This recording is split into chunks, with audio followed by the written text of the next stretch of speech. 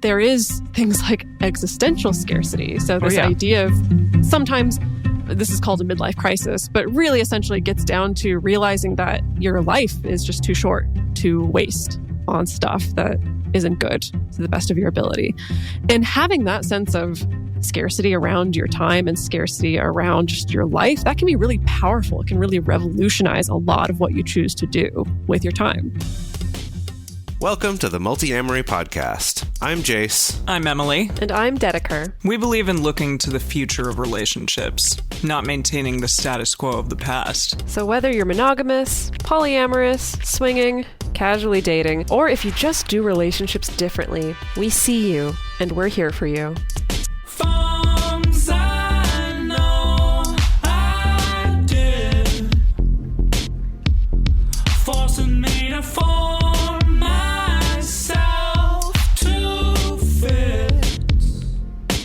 On this episode of the Multiamory podcast, we're talking about abundance and scarcity. We've probably all heard platitudes about having an abundance mindset, which a lot of people love, but can also feel disingenuous to others. Today, we're going to be exploring the science behind feelings of scarcity or abundance, how it actually affects our behavior when it comes to dating and relationships.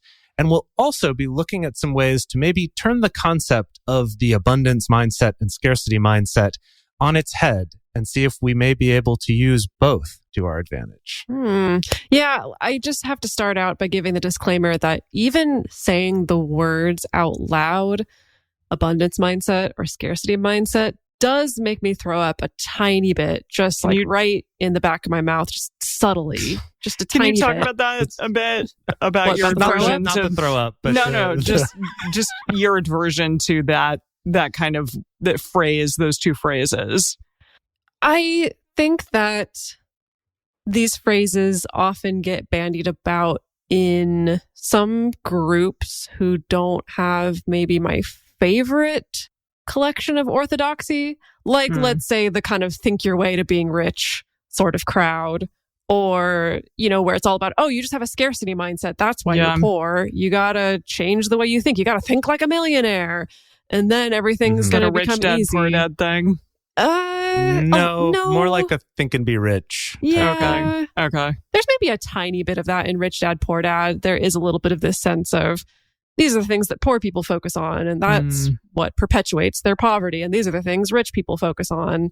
A little bit of that. Yeah. I think that this terminology also sometimes shows up in the just like be so confident that women are going to throw themselves at you and you're just going to be drowning in lady parts. For lack of a better term. Yeah, I could have gone more vulgar with that, but figured I wouldn't. Yeah. So there's that. And also at the same time, I think about my lived experience that feeling a sense of abundance, whether that's real or imagined, or feeling a sense of scarcity, again, real or imagined, has had undeniable effects on my own life and on my behavior at times. And so I wanted to tackle this topic because it feels like part of this seems like it's bullshit, but then part of it seems like it's not bullshit.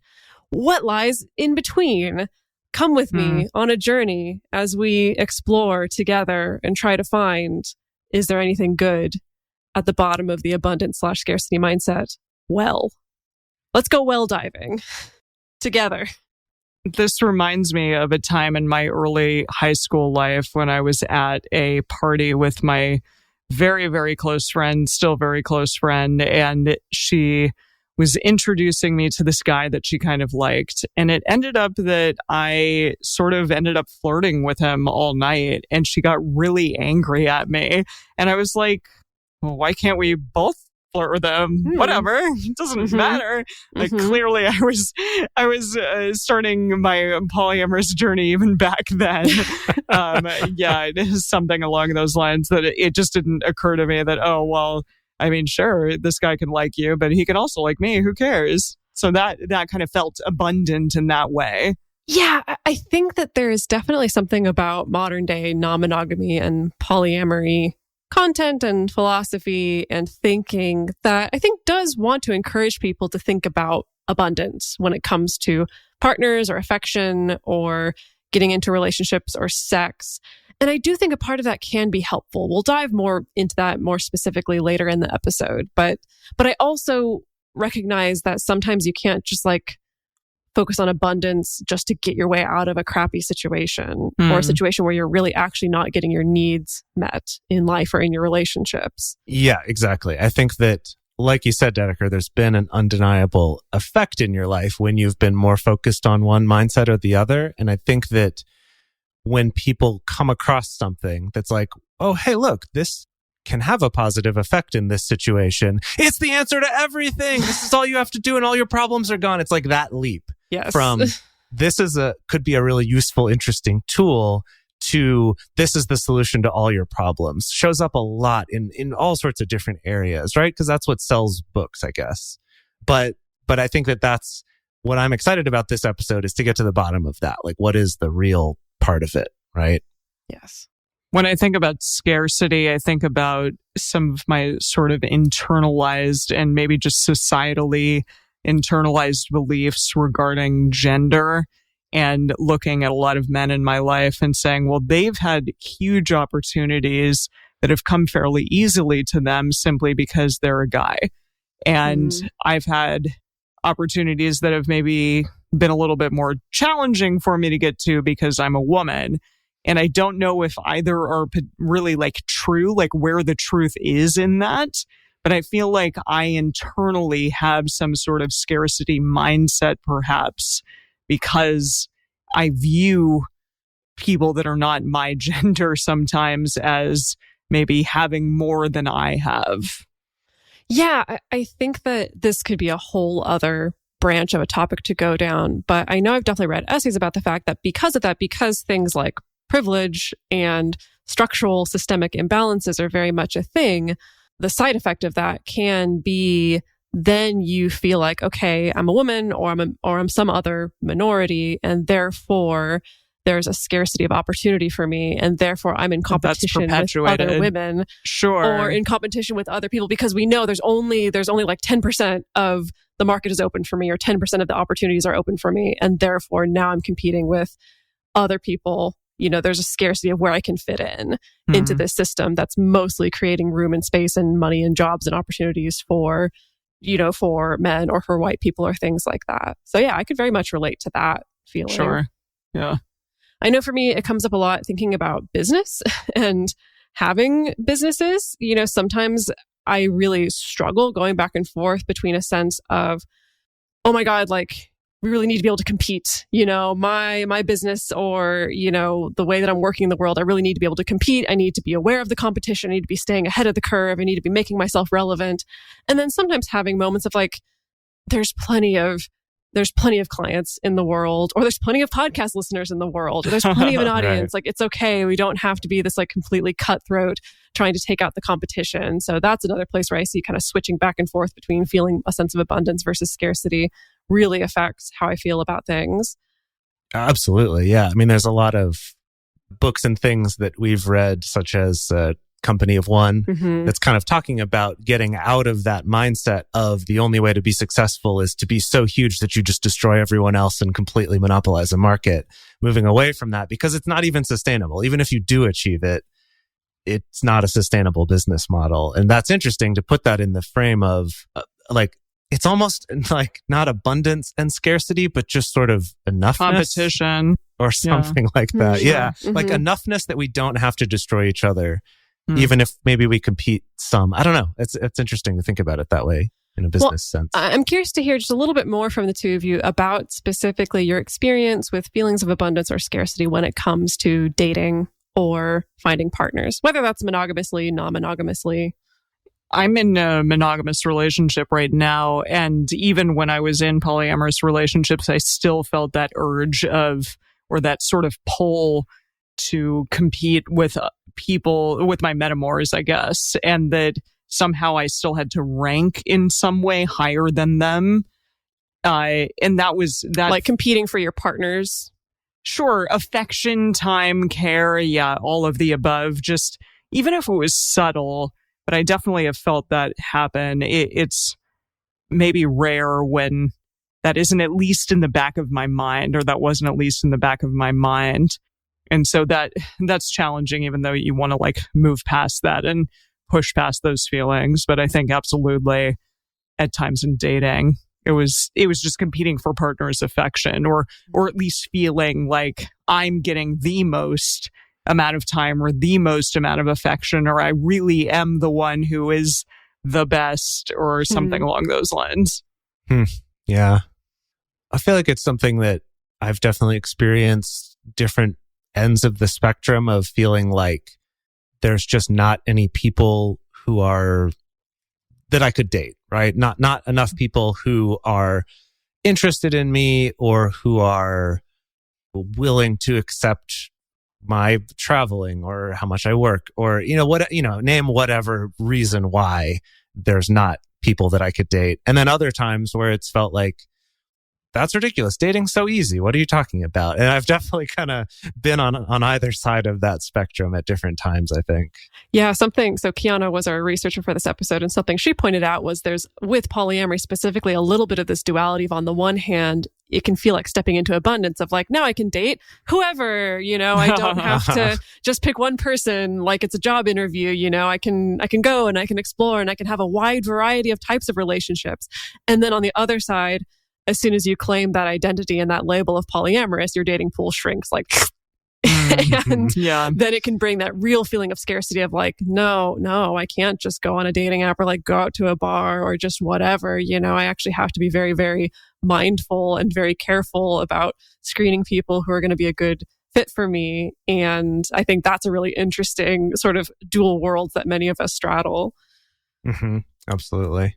Yeah. Anyway, so that was a long intro to warm up to this topic. I wanted to acknowledge the fact that in this episode, I wanted to focus mostly on abundance and scarcity as it shows up in our behaviors around dating or partnership, and specifically how that plays out in non-monogamy.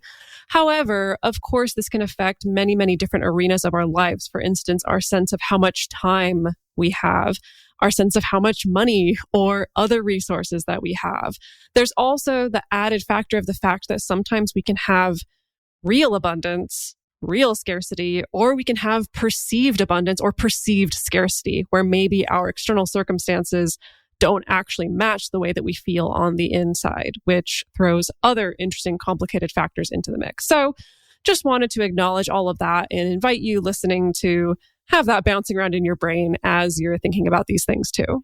So Dedeker, you talked about the fact that the word mindset when it comes to abundance and scarcity is something that makes you a little hurly.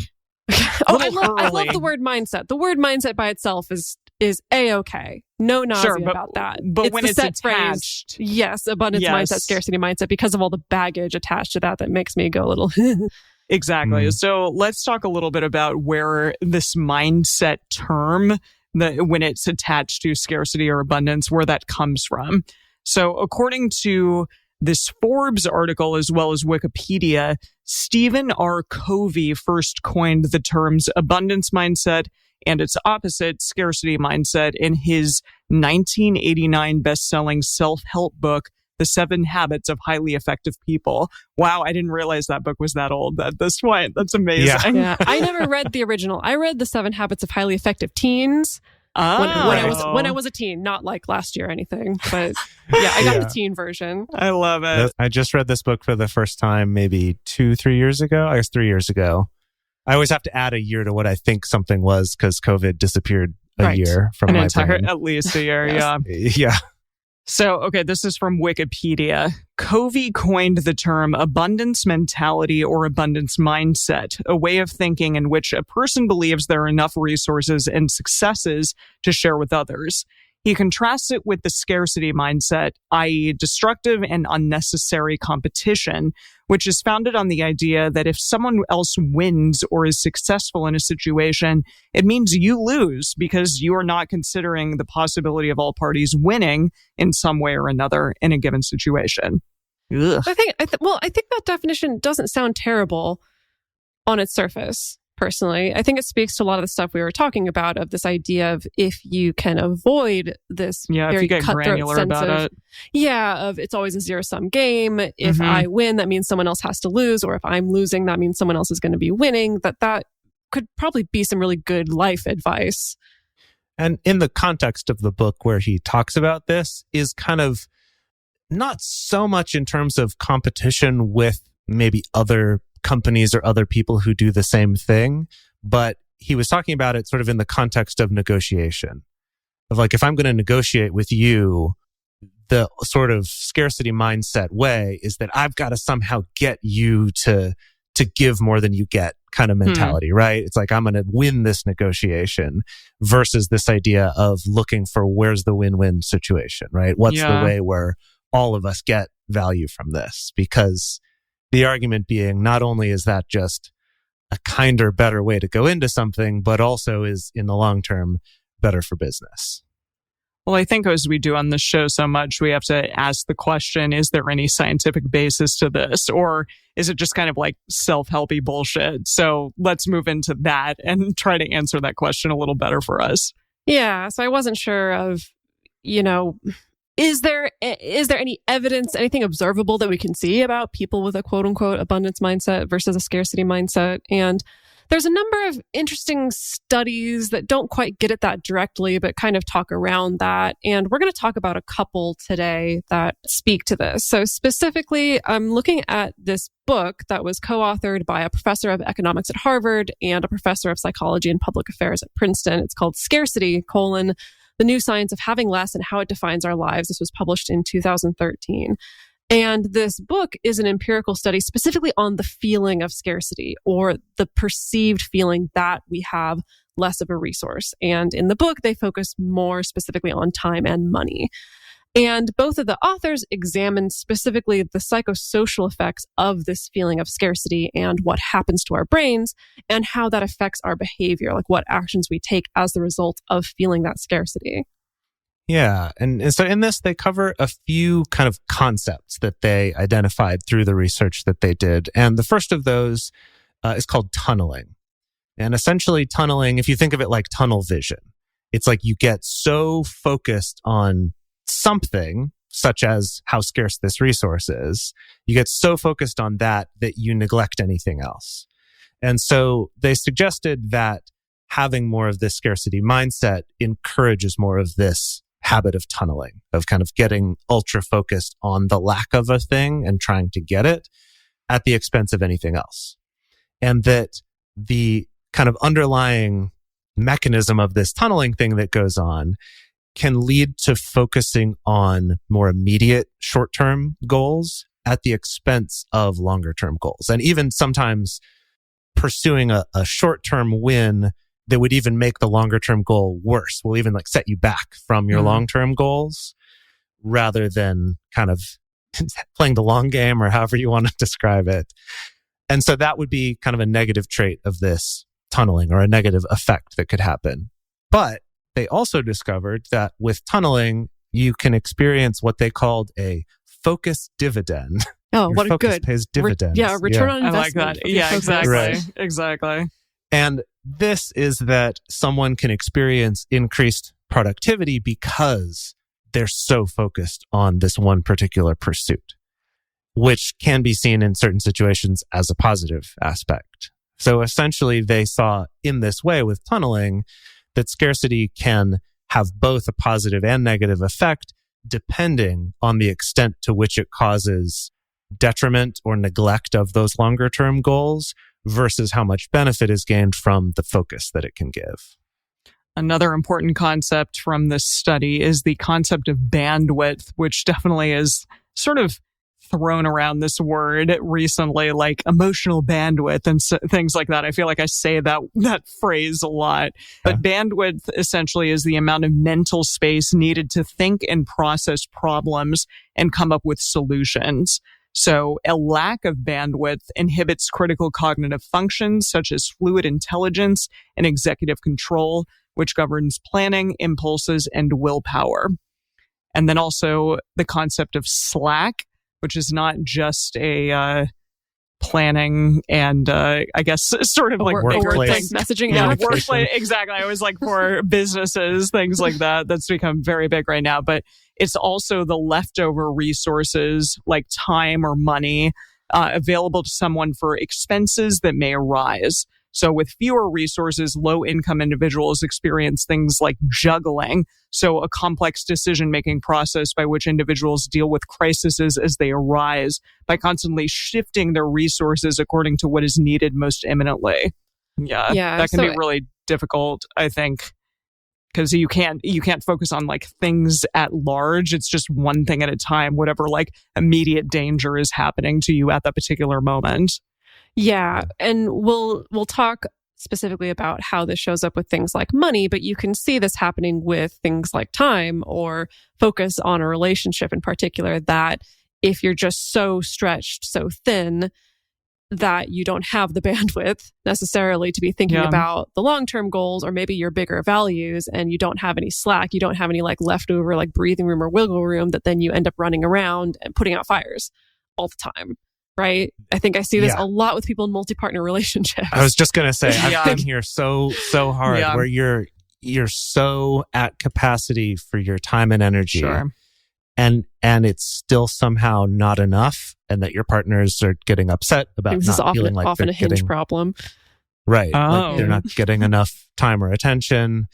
And so then it's kind of like, well, this person's having a breakdown, so I'm going to focus more of my time and energy there at the expense perhaps of others who then they're upset, and you're kind of shifting that around, but never finding this state of having any bliss, slack, I guess. Yeah. Yes. Yeah. Never finding that balance. Yeah. So the authors lay out that scarcity and feelings of scarcity function as a cycle that functions according to how people are able to manage both their slack and their bandwidth. You know, so like if they have that mental space and that bandwidth, that helps for planning ahead.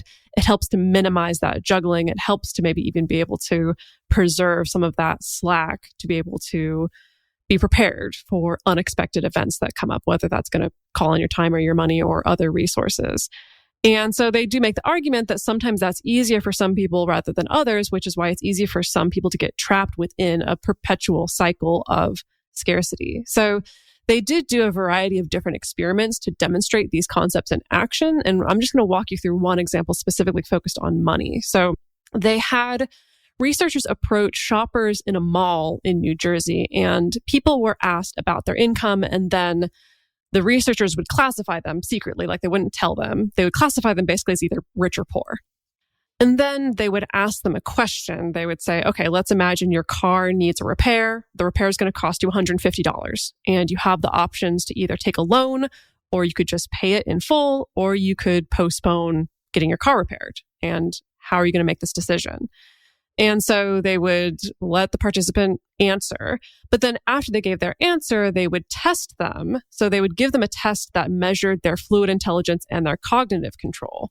And in that round, when they asked people about the $150, they found that both poor people and rich people did equally well on the test after going through this process of having to think about making the decision about repairing their car. But then in the second round, they changed part of the question. And so instead of needing $150 for the repair, they would actually need $1,500 for the repair. Wow. Do the same process, would ask them the same question. You need $1,500 to repair your car. You can take a loan, or you could pay it, or you could postpone service. And how are you going to make the decision? And the subjects who were rich, when they got tested afterwards, they did basically equally as well on the intelligence and willpower tests as they had before. But the group that was poor didn't. Their scores dropped the equivalent of losing about 13 or 14 IQ points, which was larger than the drop experienced by essentially a group that they tested of people who took these same tests after staying up all night. So that, like, being in that situation where you don't have the resources and then having to make that decision and figure out how you're going to solve the problem with limited resources basically took up so much of their bandwidth that it made it even harder for them to be able to work through the problem. You know, so thinking about how to come up with $150 didn't affect the poor group as much, but thinking about the $1,500 eroded their intelligence more than if they'd been seriously sleep deprived, which is really interesting. And that's not, I think it's an interesting thing to say that it's not like, basically, it's not like we can come to the conclusion of like, oh, well, clearly the poor group was like not smart enough to figure out the problem. But it's more about like the stress of being posed this question of like, there is real scarcity in your life and how are you going to solve it? And unfortunately, it's kind of a little bit of a double whammy of not only do you not have the resources, but also now you don't have as much mental bandwidth or emotional bandwidth to be able to come up with effective ways to resolve the scarcity as well, which I thought was really interesting. Yeah, it makes a lot of sense. And we've talked about this in other areas too, where that like decision-making effort can fatigue you and kind of pile up. And we've talked about this before in terms of being polyamorous or queer or something, and kind of that constant little mental work of gauging who am I talking to? How much do I say? How much do I hide? Do I call this person a friend? Do I call them a partner? Do I call them a metamor? Kind of navigating all that can add up to sort of taking this mental and emotional toll. And I think this is just an example of another way where that can show up. And when I think about times in my life where like I can relate to this question of like, gosh, okay, I need this thing for work or need to get a car, but I can't afford that. What am I going to do? And like those types of decisions, it does like take a lot out of you and makes it a lot harder to just sort of, oh yeah, let me just think more holistically about my finances, or all the kind of or yeah, let me just quick step solutions. into an abundance mindset about my finances. I can and then do it'll it all and solve itself. Yeah, exactly. Yeah. So that was more focusing on a money question and problem in terms of scarcity. But what about scarcity in dating? So we looked at another study called Solving Mate Shortages, lowering standards, searching farther, and abstaining, which is from Evolutionary Behavioral Sciences in 2020. So when people are faced with shortages in desired romantic partners, how do they cope? Are there any gender differences to those strategies? Do attachment styles play a role as well? This is something we talk about a lot on this show. How much does one's own self-esteem influence which strategy folks will select? So the authors of this study analyzed 3 specific strategies. One was lowering standards, which we talked about recently on Multiamory 328, where we talked about standards in relationships. You can go back and check that out.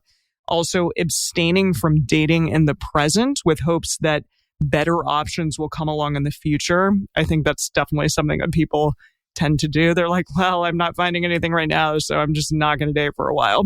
And also traveling further to find partners that people in their own like vicinity are not maybe up to snuff, I guess. And so they want to look for other people outside of, their town or the area in which they live.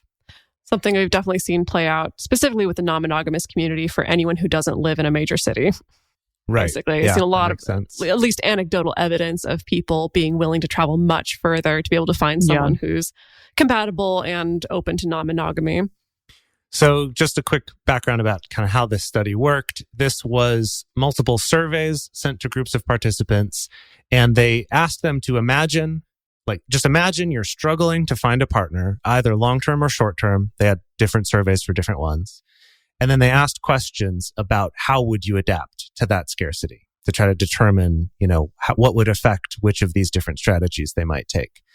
And then they were also asked questions about how they perceived their own value as partners, as well as some questions to measure their attachment style. So they could look at how these things all relate to each other.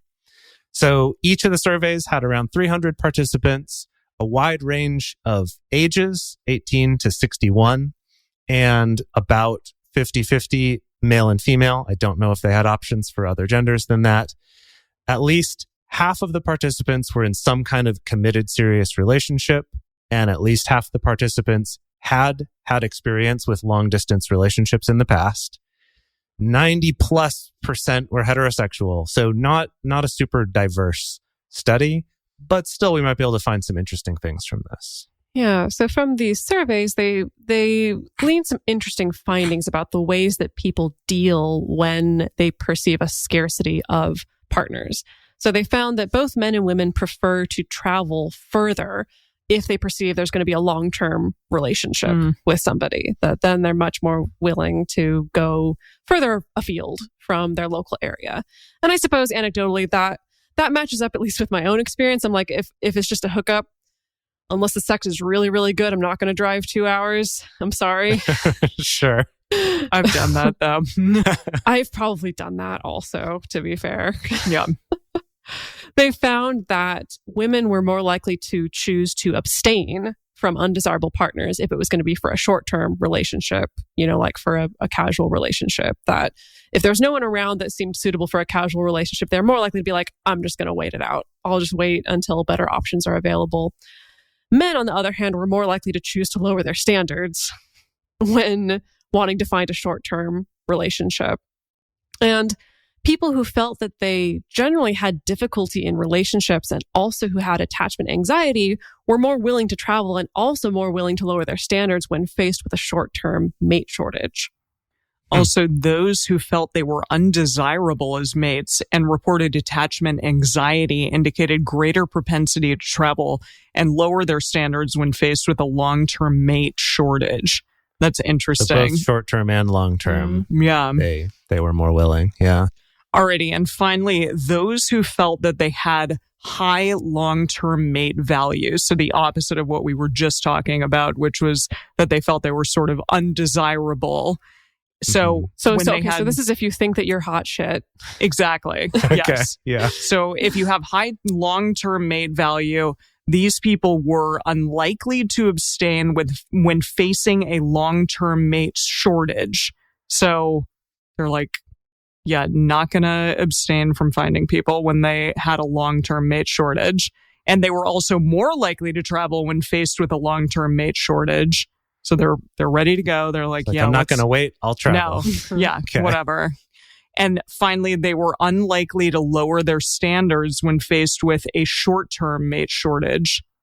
So that's interesting. Yeah.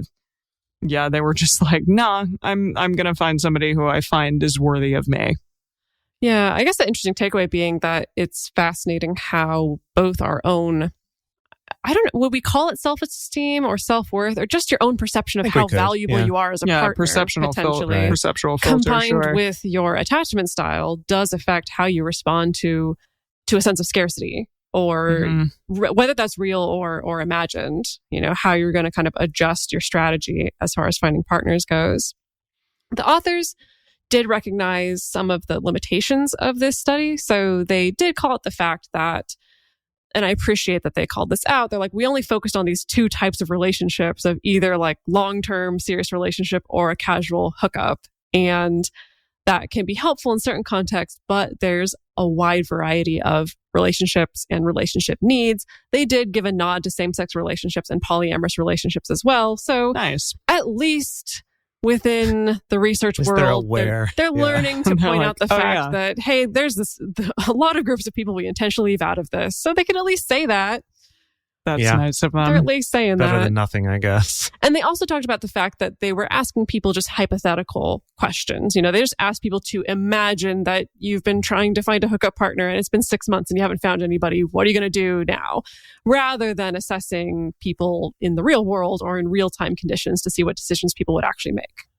Yeah, that's interesting too, because there has actually been a fair amount of research also looking at just how bad we are as humans at evaluating how we're actually going to react in some kind of a stressful situation, that we think we're going to react one way and we totally don't. And that's a whole other topic that's very interesting. But that is a good point to bring up here, that maybe in reality, actually everyone just lowers their standards and not these other things. Or who knows, right? So moving on to the second half of the episode, we're going to now look at this abundance way of thinking and this scarcity way of thinking and look at what are the positives and negatives of both of those and see how we might be able to use those in our lives. But before we go on to that, we're going to take a quick break to talk about some sponsors of this show, as well as some ways that you can support us. It really goes a long way to helping us keep this show coming, keep all of this content available to everyone out there for free. And we really appreciate you taking the time to check them out. And we're back. So here's the deal. Gotta just give you the real talk, the real skinny. Give it to you straight. Yes. I think both real scarcity and real abundance, as well as perceived scarcity and perceived abundance, does have very real effects on how we behave and the choices that we make. I think for better or for worse. So we want to explore those effects, but we don't want to give any sort of sense of shame or judgment for what kind of quote unquote mindset that you have, especially because our mindset at any given time can be affected by so many different factors, including your relative level of neurodivergence, any mental health issues that are either long-term or short-term. So rather than talking about this like it's a mindset, we're going to explore both the pros and the cons of attuning to abundance or scarcity. And when I say attuning, I mean by noticing or paying attention to or focusing on feelings of abundance or on feelings of scarcity. So for the purposes of this section, I'm going to call this abundance attunement or scarcity attunement, TM, TM, TM, TM, when I create my next book, which is going to be Abundance, Stick the Mindset to the Man. Okay, that's good. Yeah. Because I was thinking like abundance without the bullshit. It's also a good title. That's so much better. That's pretty good too. See, this is going to become a Multiamory book, not just a Dedeker Winston book. But Right. I don't know. We'll see. You were the one that coined this, so we'll figure that out. But first, okay, we're going to talk about how abundance attunement, TM, TM, TM, can be beneficial. So again, just to clarify, this is just choosing to focus in a particular moment on abundance. Exactly. In a particular moment, not permanently.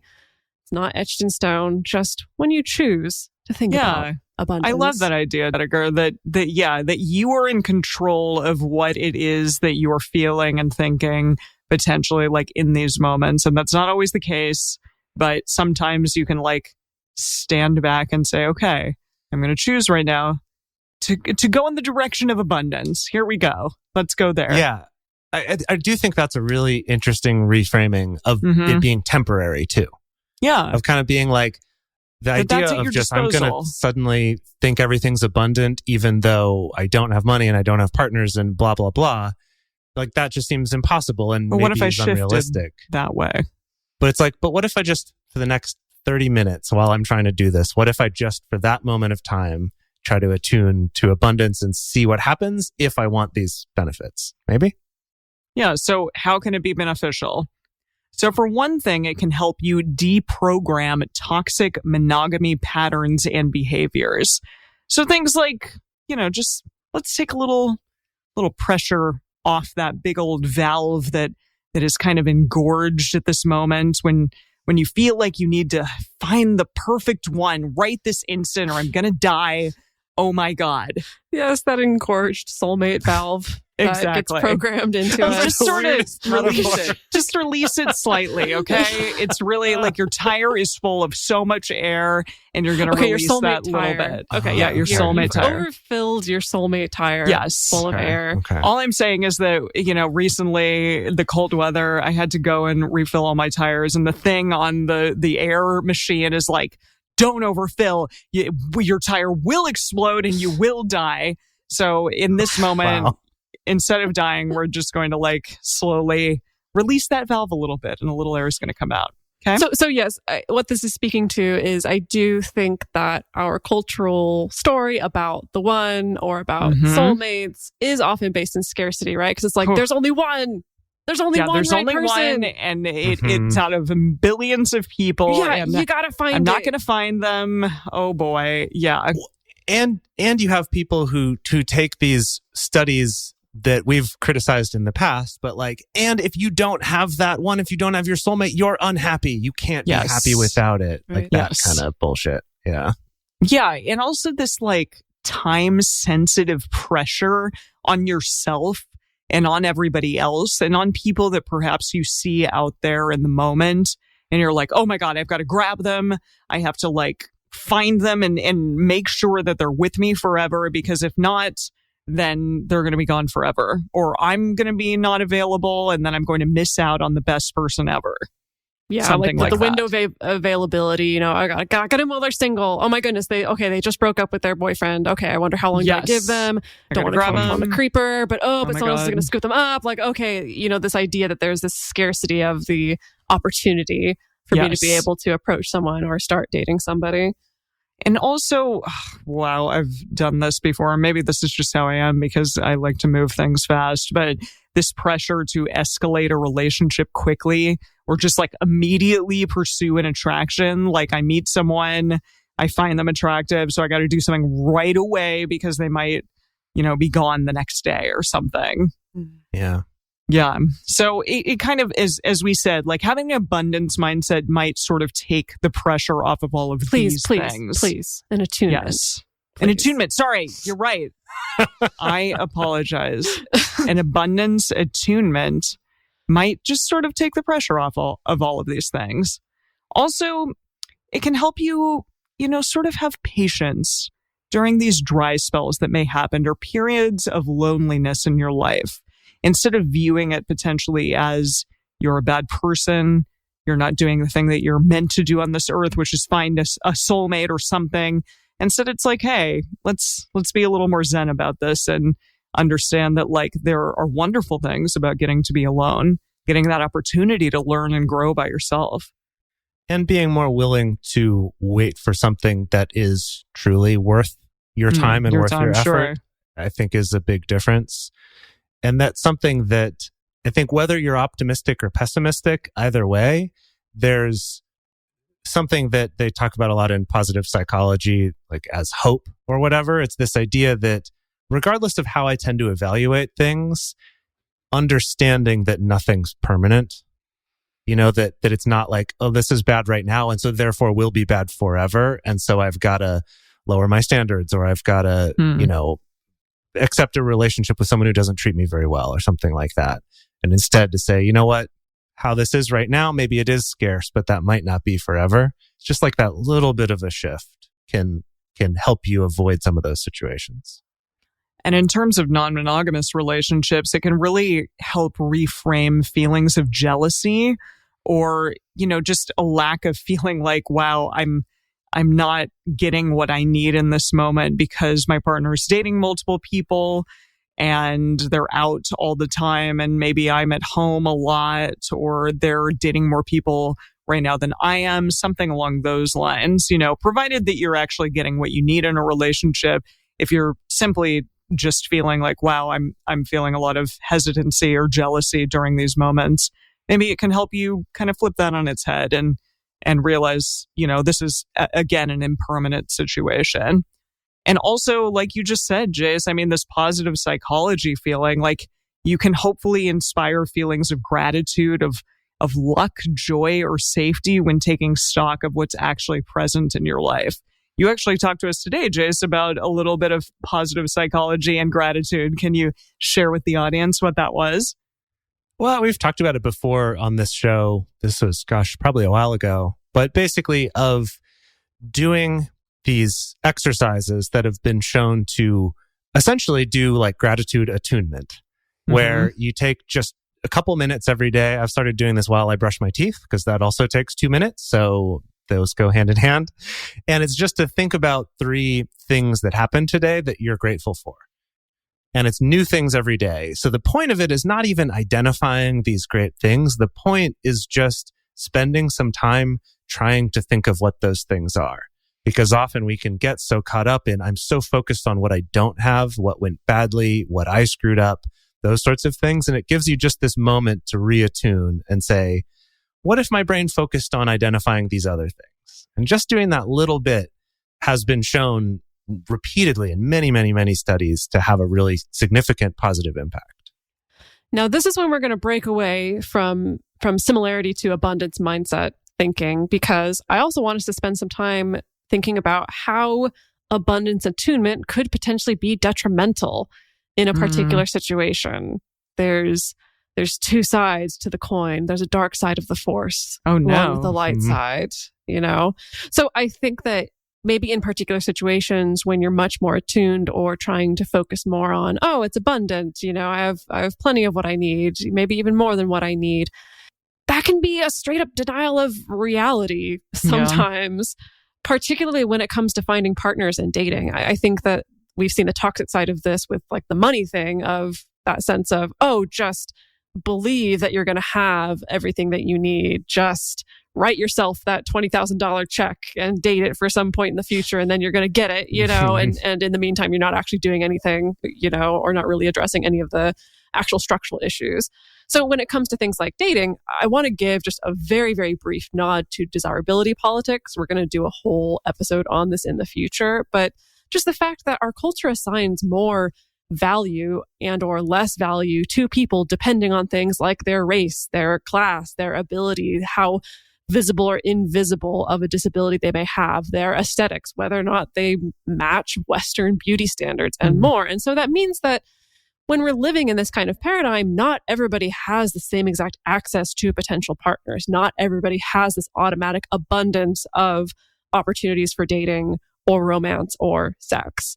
How that plays out in relationships is sometimes that's an uncomfortable and important conversation that people have to have, particularly people who are opening up for the first time and they're both exploring this whole weird, wacky world of dating apps. And for one reason, one person is striking out all the time and the other partner has just like tons of partners or tons of opportunity or tons of interest, and looking at the fact that, well, it's not like both people automatically started out with the same exact, at the same exact starting line for that there's a lot of factors here where we can't just say, oh, whatever, just believe there's an abundance of partners and then it'll be okay.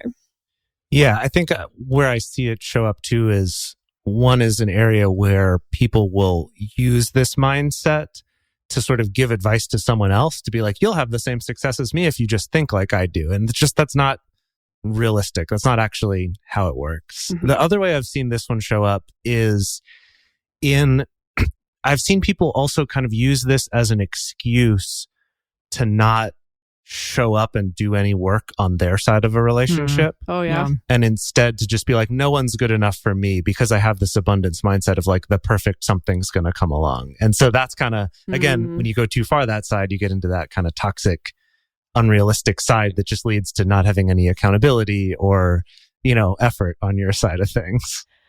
Also, the way this can be detrimental with relationships is it could encourage a potential denial of the fact that maybe you really aren't getting your needs met in life or in a relationship. Maybe you really aren't getting enough time with your partner. Maybe you really aren't getting enough affection from your partner. Yeah. And it's not just a matter of, oh, if I just believe that there's an abundance of love and affection, then I'm going to feel okay. Sometimes that may be the case if you're trying to quiet down maybe some like jealousy or insecurity gremlins, but sometimes there may really be a problem and a vacuum and a need that needs to be met there that's not getting met. Yeah. The other downside of the whole abundance mindset is what made Dedeker want to throw up at the beginning of this episode is the connection to the whole manifestation bullshit. And I'm sorry, I apologize to any of our listeners out there who are really into the manifestation thing. I was for many years, was very into that whole thing, that the whole think and be rich thing or the secret, all that kind of stuff. And we're going to get into this more in the bonus actually. So stick around for that, patrons. But basically it's this belief that if you just have the right positive thoughts and if you just act like you already have the things that you want, that then you're going to get them and it's going to come true just kind of on its own.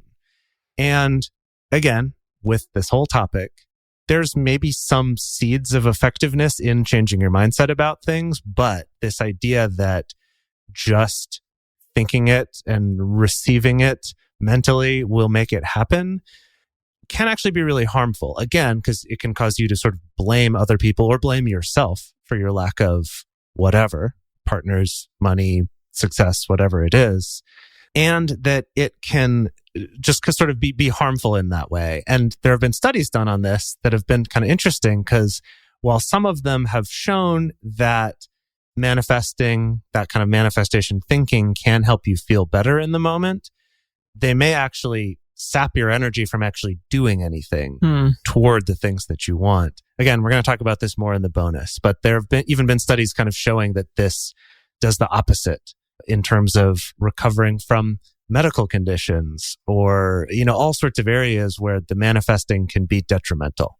So it's just something to be cautious with, that there can be this dark side. Now let's talk about scarcity and scarcity attunement. And we're actually going to start out by talking about how scarcity attunement can be beneficial. This is the thing that not a lot of people talk about out there, especially when we hear the phrase scarcity mindset. It's only ever bad. It's only ever a thing you want to avoid. But I do want to talk about the fact that sometimes attuning to scarcity can be a really, really good thing. For instance, it can help encourage you to have a realistic understanding of your limits around your time, around your money, or around your emotional energy. Oh, yeah. Gosh, we didn't even talk about that. And the downsides of the abundance mindset is if you buy too much into the manifesting thing, you could be just throwing money around being like, oh, well, it's all going to be fine. It's all going to come back. Or time. I mean, time is so limited, truly. And just saying yes to everything. I mean, I feel so often like I need... like I need to do that, but stepping back and like actually looking at what is truly worthy of one's time is so important. Yeah. That can really change how you make decisions. Yeah. I've seen this a lot. I know I definitely went through this, that sometimes people on the non-monogamy journey, when they finally step into, okay, I'm going to do this, I'm going to take ownership of this identity or this practice of non-monogamy or polyamory, and they jump into that, oh my God, I could date everybody. I'm going to date everybody. I'm going to go on all the dates. 7 dates a week. Exactly. Yeah. And then very quickly often realize, oh no, I can't actually go on 7 dates a week. Yeah. Oh no, my time is limited. So having a scarcity attunement in that way means that it can help you with careful planning, with management. It can offer insight about how to have effective boundaries around your resources. It can also help highlight actual areas of lack in your life or in your relationships that can help you ask for what you need or take action toward getting what it is that you need. And it can also just help with prioritizing your choices. I mean, this is getting a little bit deep, but there is things like existential scarcity. So this idea of sometimes this is called a midlife crisis, but really essentially gets down to realizing that your life is just too short to waste on stuff that isn't good to the best of your ability. And having that sense of scarcity around your time and scarcity around just your life, that can be really powerful. It can really revolutionize a lot of what you choose to do with your time. Yeah. So the other end of this, it just hit me. That's just so deep. It's absolutely true. Absolutely. Yeah. Thinking about that a lot lately. So the other end of this, which is something that probably more people talk about, is that scarcity attunement can be detrimental at times in things like relationships where you feel like relationship resources are never enough. So this can happen, this is a byproduct often of toxic monogamy culture. And this idea that if your partner isn't spending 100% of their time and energy on you, then it's not enough. It doesn't count. They're not the one, something along those lines. Or that somehow you're not worthy of their time because they're also encouraged, or wanting to do other things in their life. And that's, in my opinion, totally understandable. We're autonomous creatures, but it can feel like, wow, this person should totally be invested in me only. And if they're not, then there's something wrong. So it may prevent leaving a bad relationship because there's this assumption out there that, there might not be any other partner for you or any other person that might want you in the future. So you got to stay with this person, even if it's not right, even if it's maybe even really toxic or potentially abusive, because I'm not going to get anything better. And then I think a lot of people fall into that. Oh, yeah, absolutely. Yeah. And also it can encourage hoarding behavior or hyper-boundaried behavior, just choosing to sort of stay in a box that you create for yourself. And that's essentially it. And, this is the only thing that I'm going to be able to live in and the only way in which I'm going to be happy. And so I can't sort of move past that or broaden my horizons in different ways. Yeah, thinking about the scarcity attunement and the ways it can be detrimental, I see it show up a lot in non-monogamous relationships around things like time and sharing time and quality time among multiple partners. It's a tricky subject. There's no real one size fits all because people have different needs around time and value time differently. But I think that if you're coming from this attunement of I'm focusing on the time that I'm not getting, like to an extreme degree, that can really create this cycle of I need more time, I need more time, I need more time. And often the person you're asking the time from feels like it's never enough, it's never enough, it's never enough, it's never enough, And so it can create this weird, almost like hoarding behavior, or I really, really need to very, very carefully defend this time that I have with my partner, really try to get more. When sometimes the seed of the issue may actually be amount of time, and sometimes it may be about quality of time, or there may be something else going on in the relationship or in the attachment. But that's often how I see it play out in relationships where focusing on the scarcity can be not helpful. Right. And again, to think of it as attunement, it's kind of where is your focus going? right? So if you think about my partner, whether we're monogamous or not, some of their time is going to be focused on me and some of it's not. And where your attention is more focused, is it more focused on the time they're not paying attention to me or the time that they are, affects how much you enjoy that time or how much you suffer during that time. And so it's that thing of like, yeah, as we talked about before, maybe being too abundant in your mindset's not right because maybe you're not actually getting enough time or enough affection. But on the other side, if you're so focused on only the times when you're not getting something, it takes away from you appreciating what you do have and can kind of lead you to sort of spiral, like you said, Dedeker, where it's just never enough. Maybe they are just like more and more time, but it still doesn't make any difference. Could be because of that attunement. So here's the takeaway, folks.